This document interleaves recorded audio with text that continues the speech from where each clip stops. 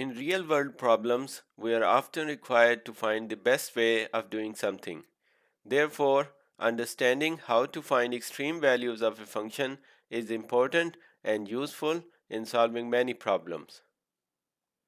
Extreme values are the maximum and minimum values of a function.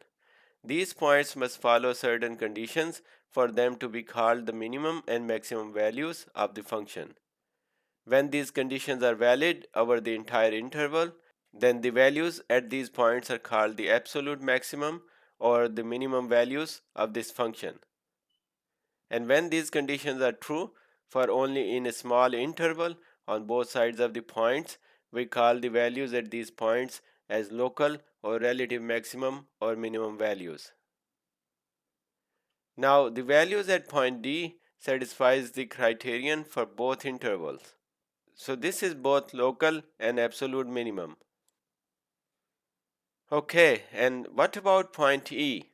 This does not meet the absolute maximum criterion, and it also does not meet the local criterion, which requires the function's value to be compared to neighboring values on both sides of the point. And as we can see, there are no points on the right hand side of point E. Therefore, this is neither the absolute nor the local maximum of this function. Now the points where the derivative of the function is 0 or undefined provide valuable insights into the behavior of the function. For example, where the function peaks out or bottoms out or changes its shape. These points are called critical numbers. Here we have points b, c, and d for which the derivative of the function is 0.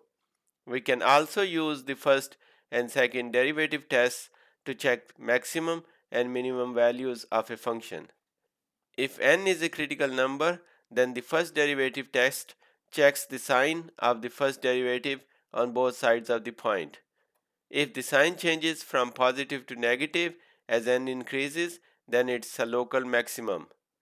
And we will call it a local minimum when the sign changes from negative to positive. In the second derivative test, if the second derivative of function at n is greater than 0, then the function has a local minimum at point n. And if the second derivative is less than 0, then f has a local maximum at point n. This is along with the condition that the first derivative of the point is either 0 or undefined at point n. Okay, this is a lot of information in one slide. In one of the upcoming videos, we will try to solve this example again to find its local maximum and minimum values, and we will do so by following the process described in this video. Please subscribe to my channel and see you all in the next video.